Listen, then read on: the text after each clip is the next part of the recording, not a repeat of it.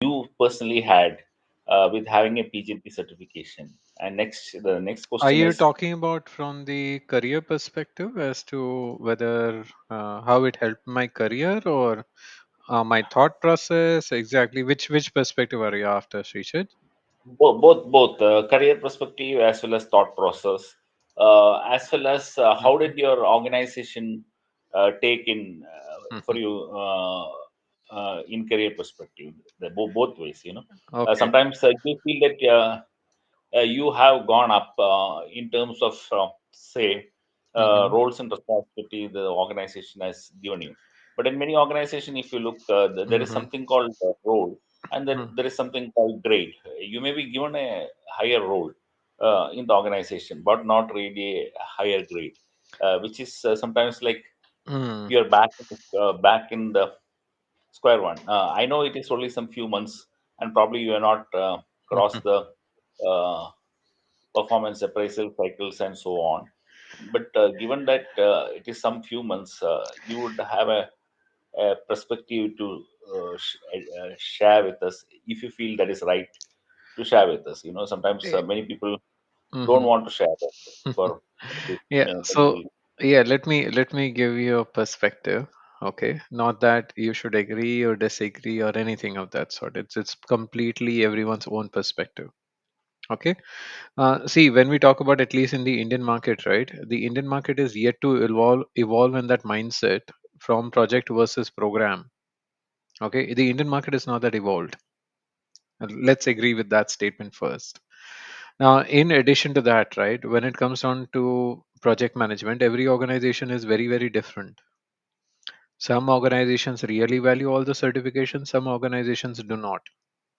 Okay. Now, again, within organizations as well, there would be certain departments who would value certain certifications, certain departments who would not.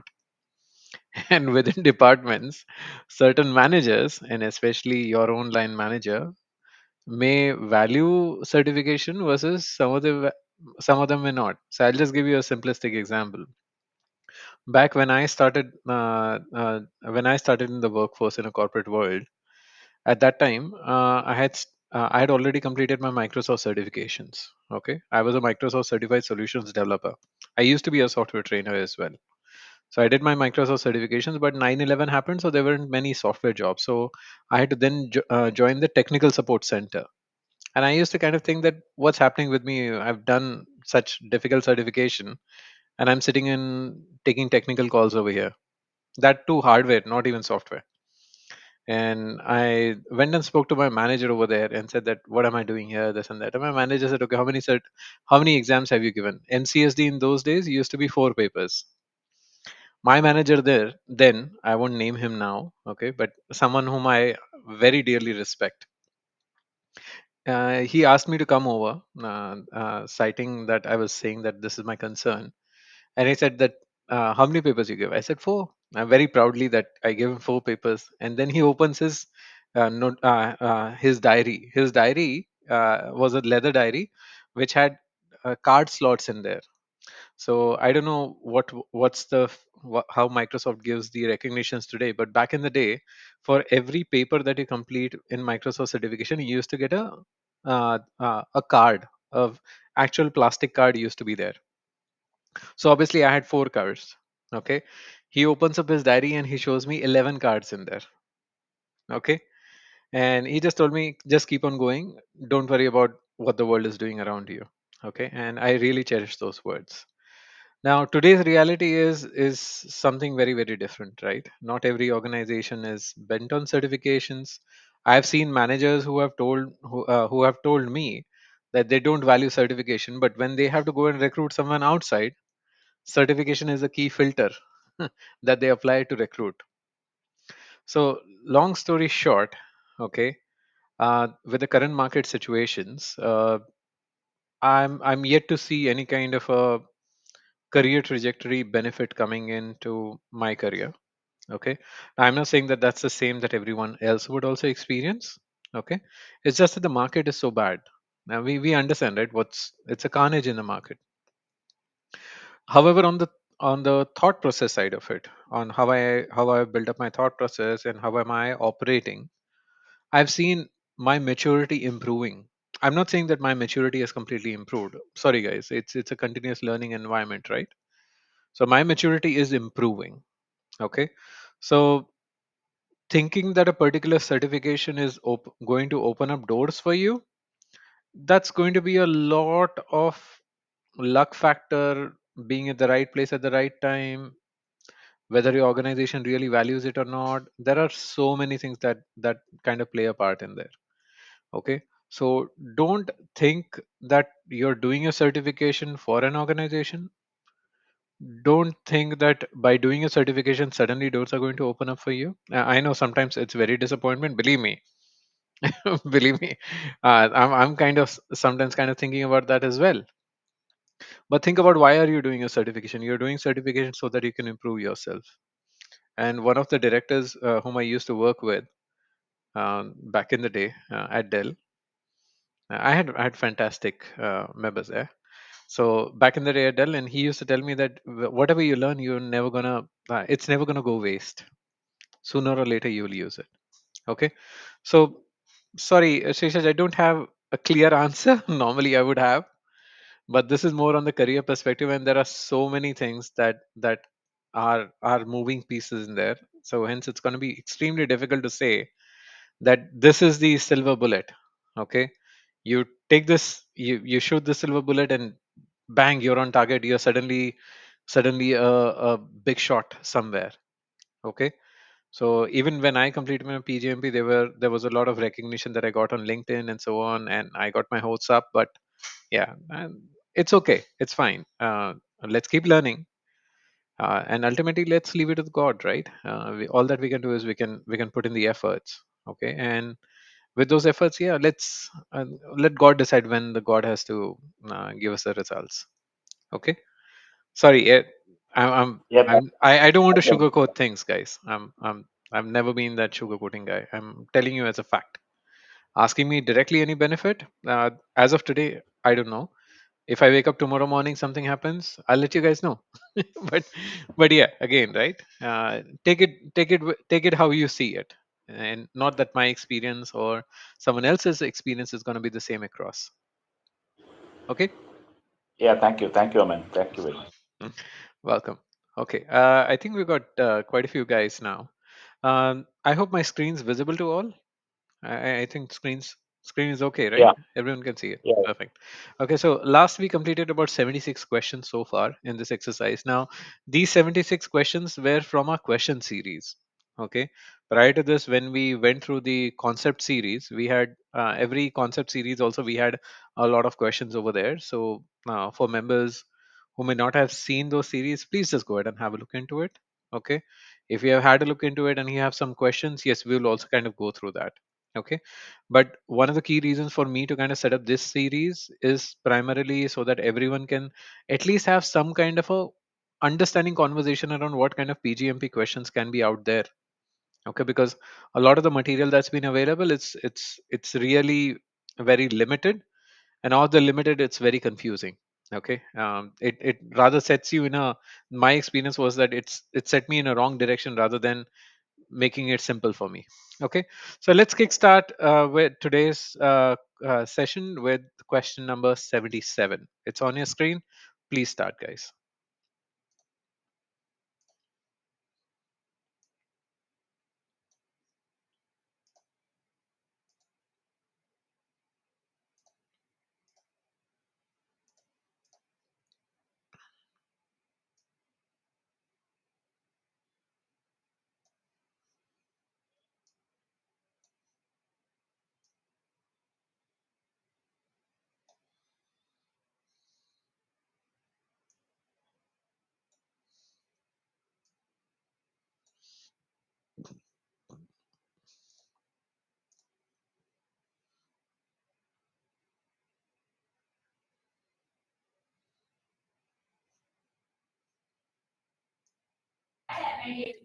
B. Okay. B for Bombay. Okay. B. Okay. Yeah, B for Bombay. Okay.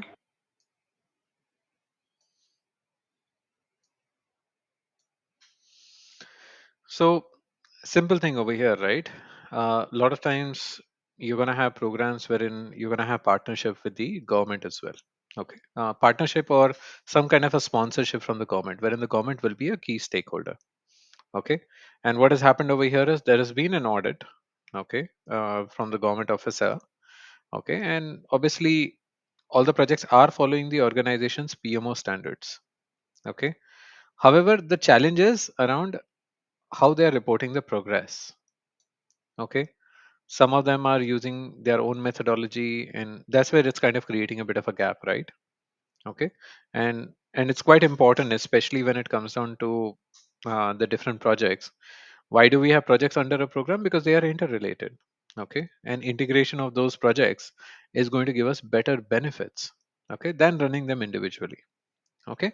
Now obviously there's been a finding which the auditor has kind of put in, and the auditor has clearly said it's a non-compliant one.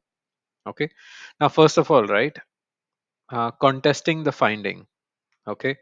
Now yes, you might want to contest the finding, but what are you saying over here? Okay.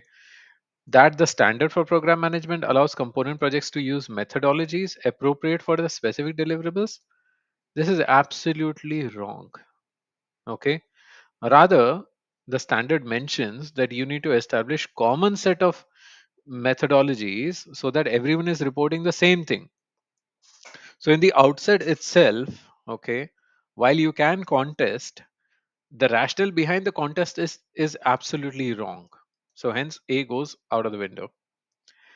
Okay, I'll skip B and we'll come back to that later. Direct all component managers to re-baseline their schedules using a single mandated method for calculating percent complete to ensure audit compliance. This could be a correct one, okay, but we'll compare that with B. Okay, so we're gonna park it now. Request an exemption from PMO citing unique nature of diverse projects within the program. I'm sorry, it doesn't work that way. The key part over here is, as we are delivering with a program, point of saying is yes, we are going to seek an exemption. No, not the right approach around it. Okay, and what we are primarily saying is we need a corrective action here, right? We're not exemption is not a corrective action. You're just putting a band-aid of sorts, so you're not correcting the issue. Now B, establish a program level translation layer or dashboard that maps different project metrics to a single standard program definition for reporting purposes. Okay, now understand over here there is a translation layer or dashboard. Okay, so ignore the word translation layer. Sometimes you might get a bit confused on it, but just read in this way, right? Establish a program level dashboard that maps the different project metrics to a single standard program definition for reporting purposes. So that kind of does make sense. Okay, now establishing this, what will happen is you will actually engage. So you guys remember, right? One of the things that I mentioned was, as a program manager, you will also have a dedicated set of a program managers team, okay, who would be kind of engaging in kind of creating a lot of these standardized reporting and so on.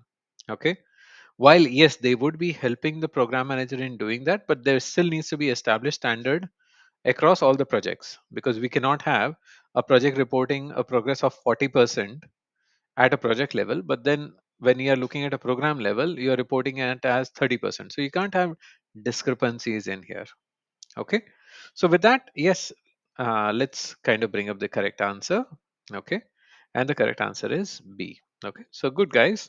So we have understood exactly what we are trying to do is we are trying to get, in simple terms, we are trying to establish, give project the autonomy of things as to how the projects really work, as well as bring consistency. Okay, forcing a single solution. Okay, again, right, forcing a single solution, you can't force a single solution. Let's assume some of the projects are running in a hybrid mode. Okay, let's assume some of the projects are running in completely traditional mode, some of the projects are completely running in agile mode. Saying that everyone follows this, you're going to have a lot of pushback, unnecessary pushback. Okay, yes Vinod, sorry, go ahead, you had a question. Yeah, actually, B is correct, but I just wanted to know, the Hmm. practical difference between B and C. I Uh-huh. mean, uh, in what way, even if you want to execute, let us say option C, Hmm. uh, understanding that it is not the correct option, but still, if you want to execute it, I mean, what will be the practical way of doing that? Absolutely. So there's always going to be a practical way, right? So instead of using the word direct, okay, instead of using this word direct, had this been collaborate with the project managers, okay, Okay. to re-baseline their schedules, okay, using a single mandated method. Now again, right, re-baseline the schedules, no, basically what you want to do is to re-baseline the method for Mhm. calculating the percent complete to ensure audit compliance. This can suddenly become a correct answer. Okay, this can suddenly become a correct answer. Okay. However, over here, right, understand, although servant leadership is not a concept that gets used in program management, but understand this, right, enabling the project managers is a concept. Now, yes, there would be very rare situations wherein you're going to direct the project managers, mostly around ethical issues. That's where the direct keyword will get used. But uh, this is not an ethical dilemma here. Okay. There's a very simple situation. There needs to be a standardized reporting. We haven't been doing it. How can we get onto the standardized reporting? Okay. And by looking at all the answers, B comes in as a very close, very better answer. Okay, had the elements around collaborate with the project managers to come up with a method, or to organize how they can come up with a method for calculating percent complete, C would have been the better answer as compared to B. Okay, because you don't necessarily always need, okay, to rebaseline to create an enterprise level dashboard, not necessary. Okay, you can have a summary presentation as well, you can have a Gantt chart presentation as well. Okay, so it depends. Okay, hope. Okay. Thank you. Perfect. Okay, cool. Okay, any further questions on this before we move on to the next one? Okay, let's move on to question 78.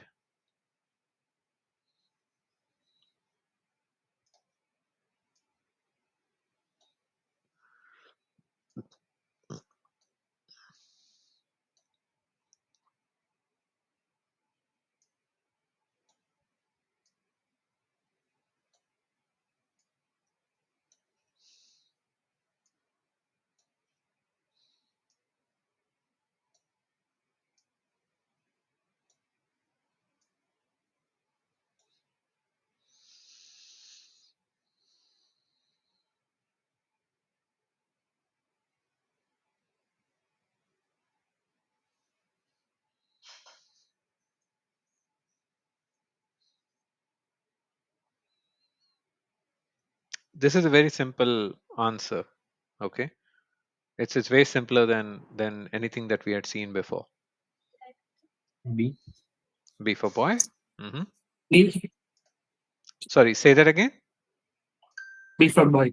B for boy. Okay. Hmm. B for Bombay. Cool. Any other contradictory answers?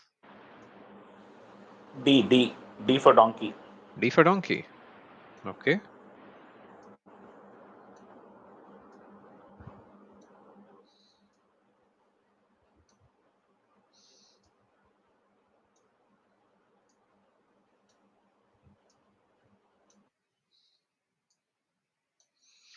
Okay. Any other answers? Cool. Okay. Let's kind of walk through this now. So what we have is we have a positive risk, which is also called as our opportunity. Now understand, right? The reason I brought this particular question in is to for everyone to think about the moment you see the word risk, it's not always negative. So as a reminder, whenever you guys, I'm recording this session. Hopefully, we wouldn't have any problems with the recordings. But whenever you relook at these recordings, please remember positive risk, opportunity are used interchangeably in your standard. Okay. Now in this case, yes, there's a opportunity. Now, what is the opportunity? If we merge two component projects, there is such a kind of a heavy overlap in there, wherein we can end up saving about 500K. That's a half a mil kind of a saving, right? That's good saving. But there are certain organizational standards, okay, around how we should be managing project size. So the project size is suddenly becoming too big now, which introduces a complexity risk. Okay. Now, this is the first time you're looking at a complexity risk. That imagine this, right? A project, if it, yes, you're ending up saving 500K, but it's become so complex that you're losing control on the project, which might create more challenges for you, and you might end up losing a lot more money than saving money in the journey. Now, the point over here is, how do you validate this decision? Okay, please understand. We are talking about how do you validate this decision. Now, normally, how would you validate decision? You would do some kind of an analysis, right? How do you validate decisions? Quantitative. Validate is the key. Go ahead, Vinod. Yeah, I mean qualitative or quantitative analysis. Qualitative, quantitative analysis, absolutely. Okay. Now the question over here is validate, not take opportunity. Okay. So first of all, let's look into what A was talking about. Okay. So A was talking about prioritizing the financial benefit. Again, right? You're ignoring the organizational standard. Okay. Saying what the organization has to do. Complexity risk. You're saying that I'm not going to pay attention to that. Absolutely wrong. Okay. So that goes off. We'll come back to B in a minute. Maintain separate projects to adhere organizational standards. So it's this is exactly opposite of this, right? So now you're saying that let the saving disappear. I'm not gonna I'm not gonna do that. I'm gonna go by the book. Okay, I'm gonna lose the opportunity. I'm okay with it. I'm just gonna follow the organizational standards, right? So it's exactly opposite of what we saw in the A over there. Okay, now we got two situations over here. Okay, how do you validate the decision? Okay, and let's talk through both of them. One part that we are saying over here is conduct a decision tree analysis or a Monte Carlo simulation. Okay, depending on how complex the project is. Sometimes, if the project is too simple, then you can just simply do a decision tree analysis. However, let's say a project is too complex, then you might actually do Monte Carlo simulation. Okay, so they've given in the answer, we have given both these situations here. So, in simple terms, conduct an analysis. Okay, what are we doing the analysis to? Weigh the guaranteed 500K saving against probability and impact of the increased complexity risk. Once again, what the question is talking about? Validate the decision. What is the decision about? Whether we should go ahead and see whether we it is viable to kind of move these or rather merge these projects and look into the complexity risk part of it. Okay, that's what we are talking here. Okay, so the B is sounding like a lot more viable option. Now let's also address C. Present the opportunity to the governance board with the recommendation to merge. I'm sorry. What are we talking about? We need to validate first, right? So, does it say anywhere in this answer that we have analyzed it? This appears to be more of a statement that go ahead. Okay. This particular answer is hinting more towards let's prioritize finance. Okay. And tell the board that this is what I want to do. Okay. That's what it is saying.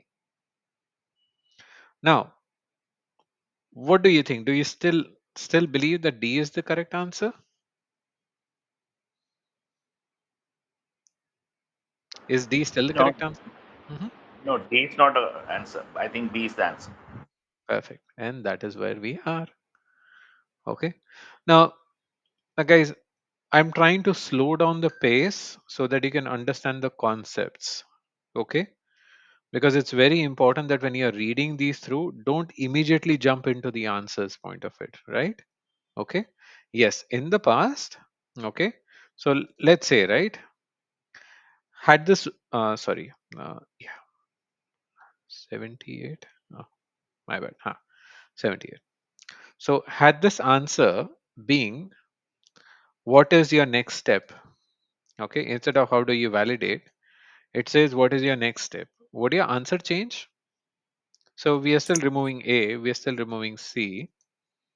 Okay. Would your answer change, guys?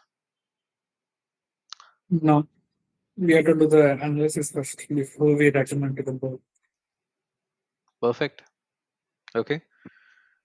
So even if I change this way, okay, of what my question is around, I'm still recommending a change to a program. Okay. In simple terms, what are we doing? We are recommending a change to a program. And with this change in a program, any change that we want to take forward, we have to look into analysis. Okay. Doesn't matter decision tree, Monte Carlo, or what if analysis. You can have tons of way of doing the analysis part of it. Five eyes list will go on and on. Okay. But simple terms, your answer will still remain the same. Okay. Before you go to the board, at least you should understand, you should analyze, and then go to the board. You should absolutely go to the board. Okay. But not before the analysis being done. So once analysis is done, then go to the governance board. Okay. Are we clear with this, guys? Yeah. Cool. Okay. Yes. Yes, yes. Perfect. Now let's move on to the next question. 79.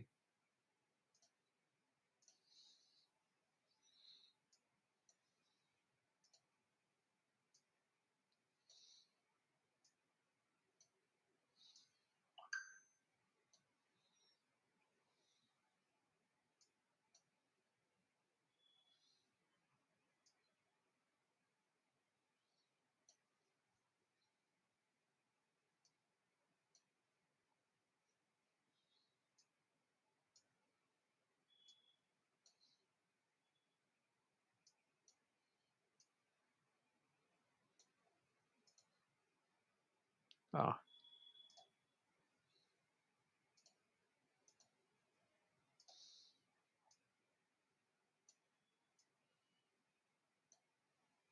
See, okay. Hmm.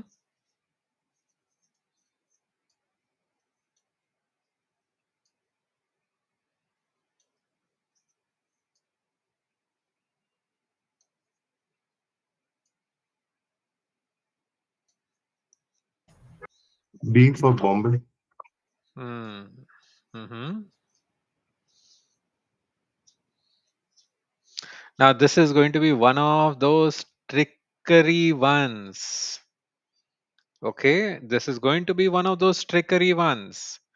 I would have a humble request to understand which phase you are in. Okay, please understand which phase you are in.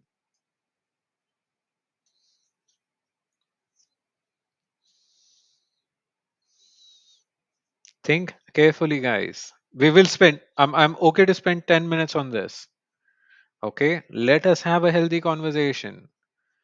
Okay, most of the organizations, we don't have a proper structure around how a program, how a project closes. Okay, so everyone's going to have a different thought process, but what we need to do is we need to align to what PMI suggests. Okay, that we should be doing. Let me hear from the B for others. Hmm. B for boy. Okay.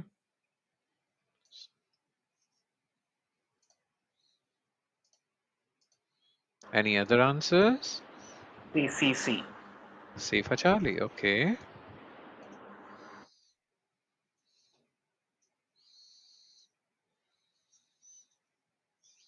Any other answers, guys? I think we got one more member, one or two more members. Any other answers, guys? Okay, let's talk through it. So, where are we exactly? Okay, we are in the sustainment phase. So, do we agree with that? What happens in sustainment phase? Let's understand from people. What happens in sustainment phase? benefit realization. Perfect. Yes, benefit Benefit realization. transition. Mhm. Benefit transition. Benefit transition happens before sustainment. Yeah, right. It's happened already. Okay, benefit transition. So, guys, um, look, let me kind of talk through this a bit more. Okay, Okay, the letters are too small. Okay, so let me draw a particular line here. Okay, so this is a line.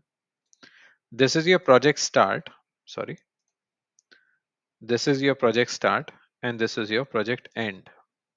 Okay, now can you tell me in this particular line, where do you see your benefits management plan comes in? Does it come towards the beginning or does it come towards the ending? Where does it come?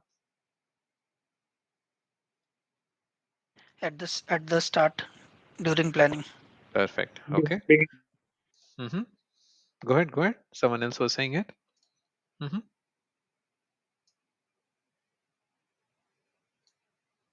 Yeah, yeah. Go ahead, please. Someone was about to say it. Okay. Fine. I think probably there might be some audio issues. Okay. So assume this purple line over here is your benefits management plan. So normally your benefits management plan is going to be within the boundaries, okay, of your program.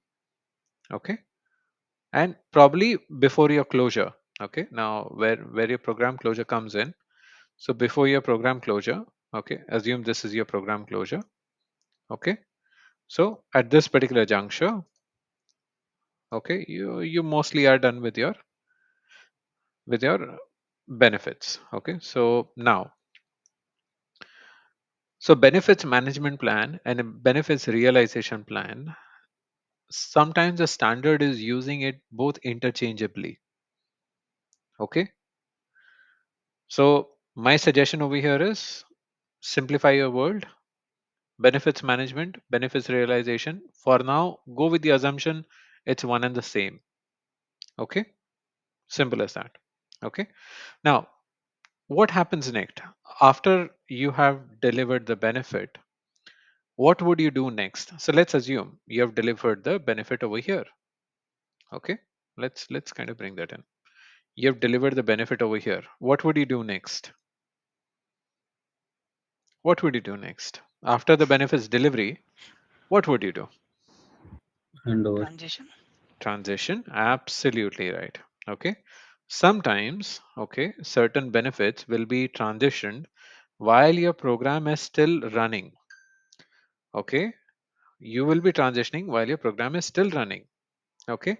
And the sustainment of those will also happen while your program is still running. Okay. So think it from this perspective, right? We had one project which finished there and the sustainment of it continued even after the program closure. Versus you had another benefit, okay, which kind of finished at, at bang spot on, okay, before the program closure. So in that case, that particular benefit is going to almost, okay, start sustaining by the end of the program. Okay. So now question is what over here, guys? What is the question that we have? The question is that we are in the sustainment phase. Now, in sustainment phase, whose responsibility is it, okay, around going ahead and sustaining the benefit? Whose responsibility it is, guys? Any thoughts, guys? During sustainment Operations phase, team or the department heads, right? yes, because it's the operations Who needs guys. those benefits? Yeah. Yeah, yeah. Because person managers. operational managers, ops team, whichever way you call them, sometimes you might have a situation wherein your program is providing a benefit which has to be sustained in another program. It's a continuation. Okay. It's not always that all your benefits are going to get transitioned to operations. Please remember, sometimes your benefits will also get transitioned to another program. It will be an input to the other program, and then that program will continue it further. Okay. So we are talking about sustainment over here, and we have kind of got into a situation now wherein we are in a sustainment phase. The transition plan is already done. Okay. And as per the transition plan, now we need to shut down a legacy system. One group of users have come back saying that no, we're not going to allow it. And this happens in real life. A lot of times. I'm pretty sure at least once it would have happened with all of you. Now, what has been asked over here is what is the corrective course of action? Now, this is where this is going to get extremely confusing. Okay. And that's where I totally understand that yes, some of you are feeling B is the answer, some of you are feeling C is the answer. Okay. Now, we need to kind of get to the right answer. Okay. So let me bring up the right answer and then we'll dig deeper into it. Okay. The answer is C. Okay. Now let's dig back why the answer is C. Okay. Let's dig back into it. Your program is in sustainment phase. Okay. Let's go back. Where is your program? Your program is in sustainment phase. Benefits transition plan is calls for the shutdown of the legacy system by December 31st. Okay. So over here, there is an indication that your program is still not closed. There's an indication that the program is still not closed. He's saying that there is still opportunities that we need to kind of go ahead and kind of look into how we can realize certain benefits. Okay. Now, let's look into this particular section over here. What is the correct course of action? Correct course of action for what? Realizing the cost saving benefit. Now, proceed with the shutdown. Do you think proceeding with the shutdown as a program delivered the agreed scope and the missing features are a new operational request? Do you think that's going to help you shut down the legacy system and generate the cost savings? Now, I There will understand. be Yeah, go ahead, go ahead. Mhm. there will be discontent There will be among the discontent, and let's just say this particular group, okay, a small but vocal group, they can influence others. they can influence others. And ultimately, what are we trying to do? We are trying to realize the cost saving benefit, right? Why do we want to decommission this system? Because we want to realize the cost saving. If these guys say no, we are continuing to go ahead and use this older system. We are not going to use a new system. It doesn't work for us. Okay, then would you be able to realize the benefit? You will not be. So the question over here is not about whether the functionality was part of it or not. Okay. Had this particular question, and let's play this slightly differently, right? Had this particular question, okay, removed from this, okay, and even let me remove this, okay. However, a small but vocal group is claiming that the new system lacks critical functionality which was not in the original scope. Okay. Now, simple point, right? They can keep on talking about it. We don't have any problems with it. Does it impact our benefits? No, it doesn't impact our benefits. So, yes, we can directly go with proceeding with the shutdown. Okay. We can most definitely do that. Okay. Yeah, you keep on talking. We can open another project if you want. Okay. After this program, wherein we can capture your new requirements. We have no issues with it. The problem is the question did not end there. The question did not end there. The question stated this is the main challenge. You're not able to exercise your cost saving benefit because a group of users are saying that they are not going to use it. So, yes, don't shy away from the term escalation. Okay. Yes, go ahead, Vinod. So in the second sentence, they have written, however, a small but vocal group of users is claiming the new system lacks critical functionality, Mhm. but they have, but it is they are saying they are refusing to migrate. Now, whether refusing to migrate is same as shutting down legacy system, that No, no, no, is no, no. left to open judgment. No, no, no, no, no. There's no open judgment in that. Okay. So over here, right, where are they refusing to migrate to? They are already on the old system, right? They're saying that the new system lacks critical functionality. We will not migrate to the new system. What are we saying over here, right? The benefits call for the shutdown of the legacy system by December 31st. New group of users, rather, group of users are saying they will new system lacks critical functionality. They are specifically saying new system lacks critical functionality, and because of that, we are not going to migrate.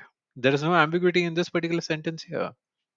Okay, so since they are not migrating, we cannot shut down legacy system. Absolutely right. Just imagine their processes are completely dependent on it, right? Okay, Their processes are dependent. If you shut it correct, down, there will be operational losses. Now, correct. who's going to take care of those operational losses?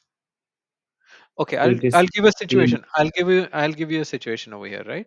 Let's say, and this is something that had happened with me long time back. Okay, so in banking world, right, there are a lot of regulatory reports that happen, and obviously regulatory reports, right? Every bank will try and implement different systems so that they can streamline these regulatory reports, because most of these regulatory reports, right, are very highly sensitive, and we cannot leave it we cannot leave them non-standardized, because what that will do is that will create a lot of challenge when you have to explain it to the regulator. So once what had happened was there was a major change that was implemented on a particular platform. Okay, and at that particular time, the project team failed to identify me as the stakeholder. Okay, I was running pillar 3 reports. They completely forgot that I'm running pillar 3 reports, and they put a decommission date on it. They were decommissioning the platform. They put a decommission date. Okay, and I'm doing the quarter end reporting. Okay, then in that case, I suddenly went back and said, sorry, do you want to go and explain it to the regulator that I won't be able to deliver because you as a project team forgot to identify me as a stakeholder, and you are decommissioning the system? You tell me. I'm more than happy to tell it to the regulator. Imagine exactly the same situation here. Yes, you're implementing something. These guys are saying, no, it's lacking the functionality. We can't use it. We will not migrate. Okay. So please understand this, right? With this, your question is more focused towards you are facing a challenge in realizing your benefit. Okay. And this is something that I mentioned in the previous sessions as well. Don't by default assume that escalation is the wrong thing to do. This is why I brought this particular question in. Okay, so that you can understand that yes, there would be situations wherein you would need to definitely escalate, presenting this situation here. Okay, small group is not agreeing. Yes, we need to have a discussion with them, and we need to kind of have a conversation with the governance board. Yeah, go ahead, Vinod. so basically, the benefit we are talking about is when we shut down legacy system, our investments or expenses will stop, which will help us to increase our profit. So that we are comparing against the non-tangible benefit of customer satisfaction. Vinod, you digging too much into the question around tangible versus intangible benefits. That's not the question here. Okay, the question is Mhm. simple. The reason for us to do this particular program, okay, was basically get some cost savings and shut down legacy systems. Okay, now when would you do shutdown of legacy systems is, imagine, now I'll give you another example here. So in my previous organization, okay, we had federated systems which were kind of put in across every department. Okay, so every time what happened was, if we had to do a group level kind of a reporting, you have to go into each one of those federated systems, wherein every federated system has had a different kind of a data set, different kind of a data architecture, and different kind of metrics to measure things as well. different schedules, everything was so federated, okay, that it was getting extremely difficult to kind of build a group level picture. So hence there was a program launched to kind of implement a new system which is going to decommission these federated systems but ensure that all of their features, okay, the good features are brought into the new system. Plus the new system is going to be much more faster, much more enabler to the different audience. Okay, so yes, in these kind of situations, okay, the core purpose is, yes, these some of these federated systems were managed by third party. Okay, so the moment you decommission those systems, you're no longer paying the license fee to them, right? Which is going to be cost saving for you. Okay, however, at the same time, you would also incur some cost on the new system, centralized system. Okay, but that's more on the operational part of it. Okay, in this case, as you're seeing on the screen, right, what are we saying? Benefits transition says that yes, we need to shut down a legacy system. Okay, because what we are believing is we have implemented a program which is kind of delivering everything that the legacy system does, so we no longer need to worry about that. Let's shut it down. Okay, and shutting down that legacy system is going to save us some kind of a third party vendor fees. Okay, which is a key element for cost saving for us. Okay, so don't go on confusing that we are trying to do tangible versus intangible benefits. There's absolutely nothing about that. There's absolutely nothing about it. Okay, simple point over here. There's a benefit. One group is saying that they can't allow that benefit to happen because they are unhappy. Okay, yes, they are unhappy, but why are they unhappy? They're saying there's some lack of functionality in there. Had we introduced a lack of functionality, they would have all been happy. But now what that has done is that has impacted on the overall benefit realization. Okay, and because of that, what we need to do now is we need to kind of go back to the board saying that, hey board, we are already in the sustainment phase here. Okay, so we are getting very close now to the closure of it. We want to achieve this benefit. However, there's one group who's saying that they can't allow us to do that, and we are going to give you all the details, okay, as to what you need to do, whether if you go ahead and do an analysis around realizing benefits versus extending the legacy. Okay, so we're gonna give them those kind of information in there and let the board decide what they want to do. Okay, sometimes uh, or not sometimes, actually there is a governance plan in program management which talks about how to escalate things if things are not working. This is one of those typical situations wherein you're escalating it to the board saying that we have delivered everything. Suddenly these guys have come up and said that there's a functionality that they need. Okay, they never came before. We are talking about sustainment phase here. We're talking about the transition plan. Throughout our engagement they never came back. Suddenly they are now come back and they are saying that, well, they can't allow this to happen. So we go to the board saying, board, tell us what you want. Do you want to still go ahead and enforce, or do you want to extend? Okay, how to extend, how to enforce, that's a separate conversation. We are not going to get into that, but directionally hopefully this gives you a clear answer.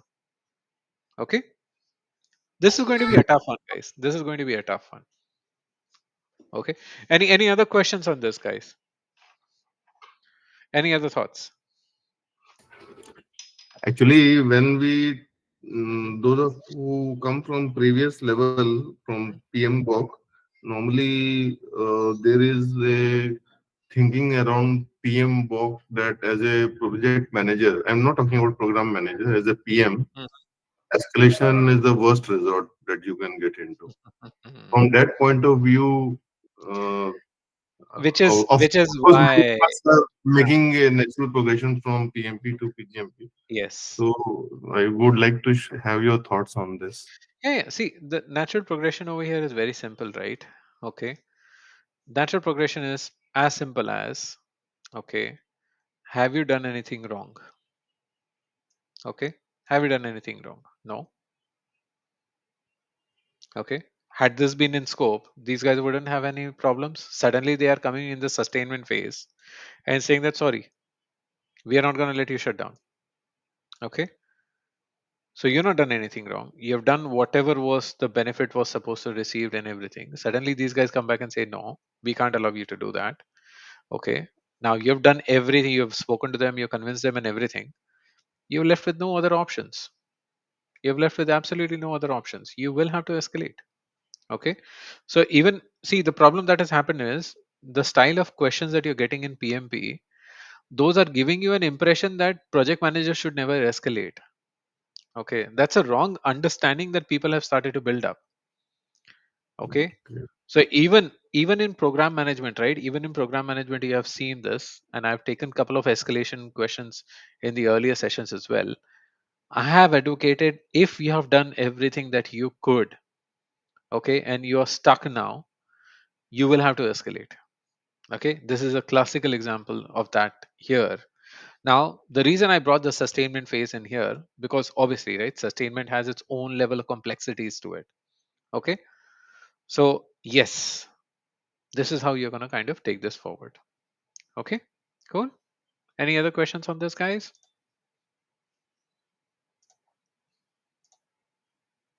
Okay, good. Let's go on to question 80.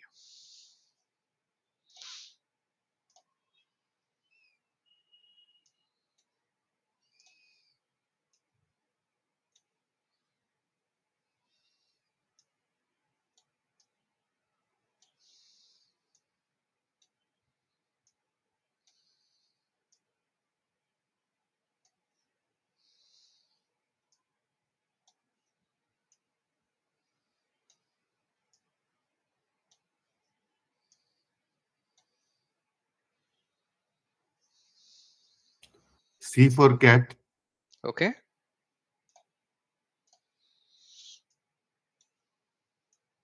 A. A for apple. okay.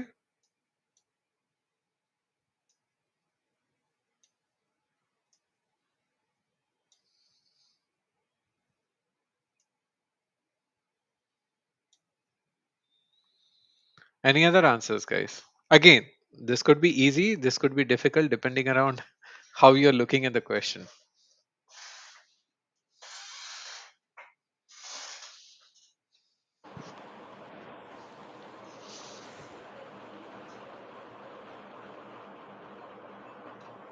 Any other thoughts, guys? D for D for donkey. David. Okay. Yeah, D for David. C. C for Charlie. Okay. Yeah. Okay. Now I would like to understand from people who have made these choices. Okay. One thing that everyone is saying that halt the execution work immediately until a program management plan and benefits register is created and approved by the governance board. So great that we are saying that unanimously no one has voted for B. Now I'd like to understand from the person who has voted A. Why did you vote A?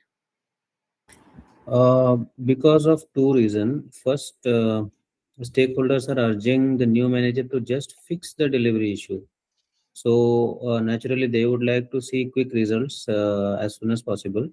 And secondly, without boggling them in paperwork, and so to meet this goal, what is the immediate priority? So the priority is to focus on quick wins, so that there is a level of trust and level of comfort between the stakeholders and the program manager, so that they can have confidence that yes, this new program manager can continue and deliver the benefits.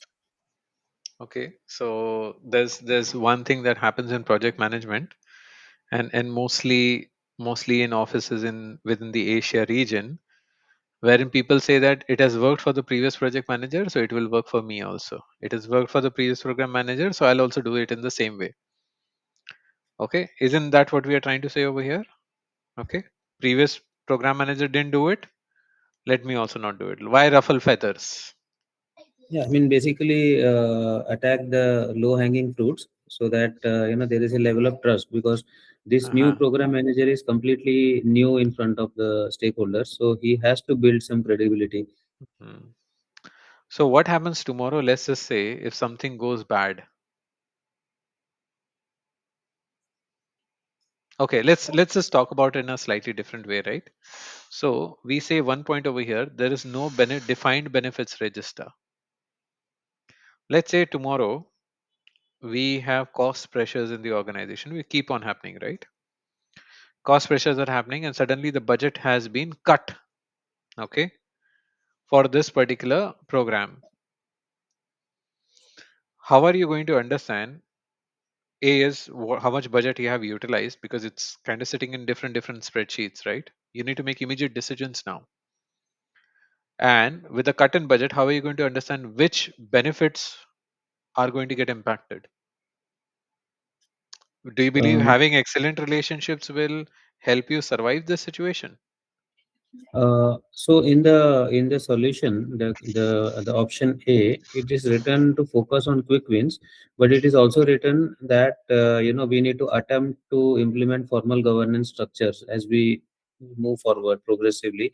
So that is definitely the goal, to implement a roadmap and framework to track the budget and the cost. That is definitely the goal, but the initial the goal is to focus on quick wins to build trust basically. Okay. So what happens to the trust? Let's say if there is a big issue happens, okay, you've completely you're kept on focusing on the quick wins. A big issue has happened. Now you have no idea where and how the benefits are going to get impacted. Do you still believe that quick wins and stakeholder relationships is going to get you through? So actually the program is already failing in the first sentence. Exactly. Exactly. So we missed on this particular key point. The program is already failing. The previous manager had excellent relationships. Okay. If he had excellent relationships, he was completely all over the place. There was no clear schedule, no benefits register. Budget was not getting tracked correctly. God knows where he was spending money, how he was tracking money. Now the program is failing. Okay. And now we are saying that okay, fine, we'll focus on the quick wins. Okay, and we'll build up trust with the stakeholders.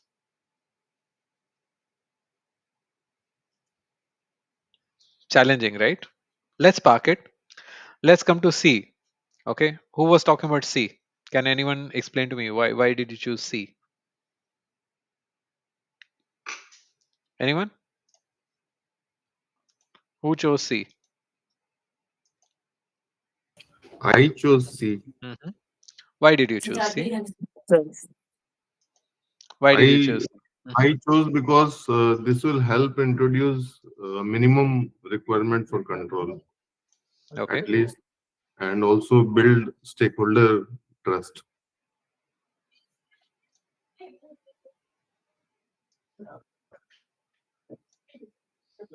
Okay. Good. Good. Who chose D? Can I understand who chose D? I choose D. Okay. So I was in Conductor. a, Hmm. actually I'm in a similar situation. I'm taking over as a project Hmm. program where the program manager in question, the previous Hmm. he is quite popular, and in fact all the activities like the governance meetings, um, Hmm. the program plan, everything is there. Hmm. But if you look deeper, all those plans are not completed. They are not truly in place. Okay, that's a program because a lot of people don't understand.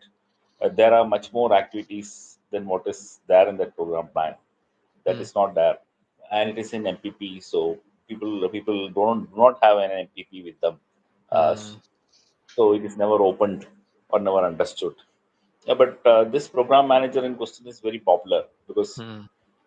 among the people he conducts regular discussions, regular calls. But if you look the even the program had started, program is delayed for around 6 weeks. That is not what they have called out. But according to me, it is delayed for more than 3 months. And even more. You reminded me of one of my experiences that I had. Mm, Okay. I won't name which organization. I was part of one of the teams wherein I used to be doing a lot of reporting there. mm, So, and similarly, we had to take transition from onshore. Okay. mm, So, and I had taken like about 5 reports onshore, and post the transition, I had to sustain those reports. mm, Okay. So I was able to do that in record time. Okay. At the same time, there was another person. Okay. And this was, let's call him the manager's pet. Okay. This guy took over the report and he was in transition phase for 11 months. mm. And the manager was still happy with it. Okay. So yes, the relationships in and the reason I brought this up, right? Relationships, yes, they do help. Mm, Okay. But guys, focusing back of what we have as a question over here is we got a failing program. Okay. Ignore the relationship part over here. Just completely ignore the relationship part. We got a failing program, does not have a schedule, or rather does not have a consolidated schedule, does not have a defined benefits register, and even the budget has not been tracked properly. It's been spread all over. Okay. Forget about what the stakeholders are saying. You got a failing program. Okay. If the program fails, you are the champion of the change, right? If the program fails, you are failing as well. Stakeholders have other BAU or activities as well, but you are the champion of change. So this is where you need to be extremely mindful as to how are you reading these kind of questions over here. The answer is C. Okay. The answer is C, guys. Okay, now let's deep dive as to why it is, and let's spend. Sorry, guys, I'm going to shoot over by, let's say, a couple of minutes, but let's try and get this sorted out. Okay, so simple part over here: failing program, no consolidated schedule, no defined benefits register, budget tracking is bad. Okay, what should be your immediate priority? Is your immediate priority building stakeholder relationships? It's a failing program. You don't exactly know what you're going to target, how you're going to target. Just understanding what the stakeholders are wanting to do, definitely not the right thing over here. You need to understand what is the high level roadmap. If it's not there, you establish it. This is again high level. You're putting high level roadmap, you're putting a basic financial framework which will at least help you understand where you are. And Trisha, to the example that you were saying, right, sometimes people, when they have, and this is a simplistic example that I'll take, when people are doing work themselves, is the most hardest work that anyone can do. But when they have to transition the same work to someone else, they will say this is the most easiest work that they can do. How many of us have experienced this, guys? Most of us should have experienced this. I have Happens a lot. experience. Happens a lot. Okay. So here your problem is not stakeholder management, guys.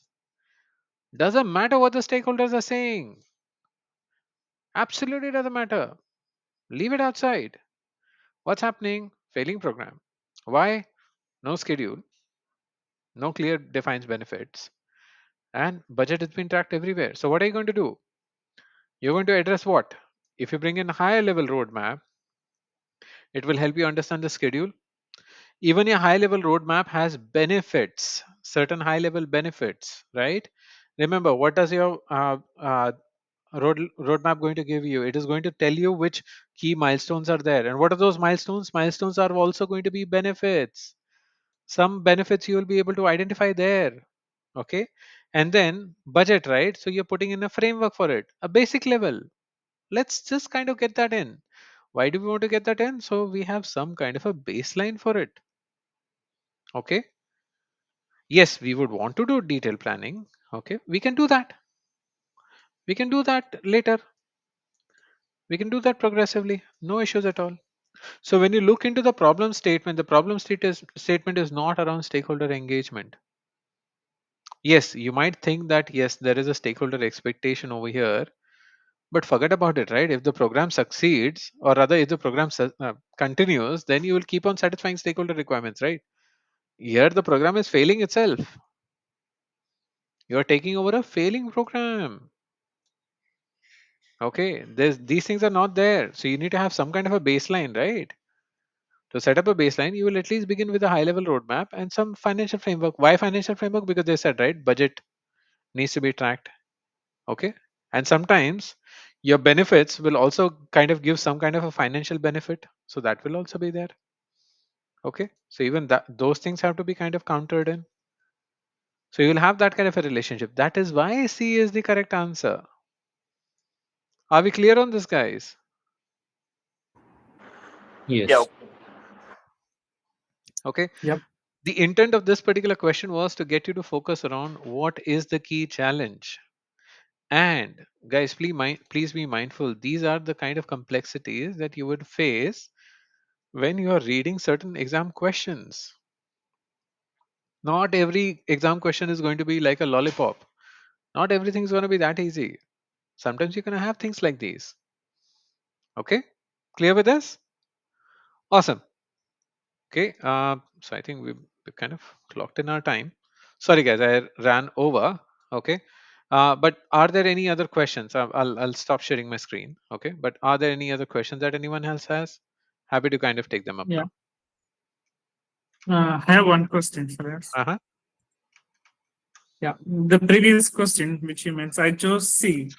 Hmm. But if the answer in D says uh, first discuss with stakeholders and try to get the roadmap and all the details, can it be that answer? I'm sorry. Okay, let me bring back on the question point of it. So, are you still talking about question 80, or you're talking about question 79? 80, 80. Okay. Conduct a Okay. So stakeholder you, audit. Okay, so what is the point over here? Okay, let's conduct go into a bit more deeper on this one. Conduct a stakeholder audit to understand why previous manager was popular despite lack of no, governance and instead MLA. that, yeah, instead of that, Hmm. to get the details about the high level roadmap, we need to discuss with someone to gather to establish high level roadmap. Hmm. If the Yes. answer could be conduct a stakeholder audit to understand the high level roadmap, basic financial framework, and set baseline in all the information. After that, the project program manager can establish high level. Okay, so let me simplify this a bit. Okay, so stakeholder audit, normally you won't do stakeholder audit. In these cases, you will have stakeholder meetings. You will engage with the Yes, correct. stakeholder. Sorry, Okay, correct. the word over here is audit. Okay, audit is hinting to some kind of a discrepancy within the stakeholders. Okay, so why Yeah, do you do stakeholder audit, meeting. right? Why do you do audit? You do audit because you there is some discrepancy that you want to kind of understand. The question over here is never that. Okay, so yes, if the answer would have been meet with the stakeholders, okay, to understand Gather why the the program is high level failing. benefits. Yeah, Yeah, then obviously, right, meeting, analyzing, and all those things, yes, if those come in, you would see that kind of a change coming in here. Now in this particular question, as you can see, right, focus on quick wins. Okay, forget about that the program is failing. Sorry, wrong. Halt the execution. Okay, then what is your purpose in there? Wrong. yeah, Conduct a stakeholder audit for what? To understand why the previous manager was popular. How is that going yeah, to? I understood. The Yeah. D was wrong. I chose C, but what my doubt was Mhm. instead of audit, as I mentioned, the conduct stakeholder meeting Ex- to gather, analyze, then that could be the best answer compared to Exactly. C. To understand their expectations, to map up their benefits. Okay. Yes, Yeah, that would have been correct. But over here, none of that is there. Here yeah. it is Okay, saying that understood. let's figure out why the previous program manager was successful, and despite Mhm. not doing anything, Yeah, despite the that's program clear. failing. That's clear. Yeah, Okay, that's clear. cool, That's clear. awesome. Okay, any other questions, guys? Any other questions? Aman, I have one. It's not actually related to this, but and I mean during the exam, right? Do we also get a pen and paper just to write Yes, anything? yes, yes, Okay, yes. But you can't write it before you click the start. Okay, they won't allow you to okay, write it. Okay. okay, At least in India, they don't allow you to write it. So you can only write it once you've clicked on start. So normally I've seen some people will go with the dumping exercise. Let me write everything dumping and then we kind of take it forward. Some people might do that. But yeah, most of the times, right, they will tell you, no, you can't write it. You'll have to write it only once you have started the exam. okay. Yes, pen paper in the sense they will give you that sheet. Okay, it's a erasable, Blank sheet. Okay. erasable laminated sheet kind of a thing. Okay, cool. Any other questions, guys?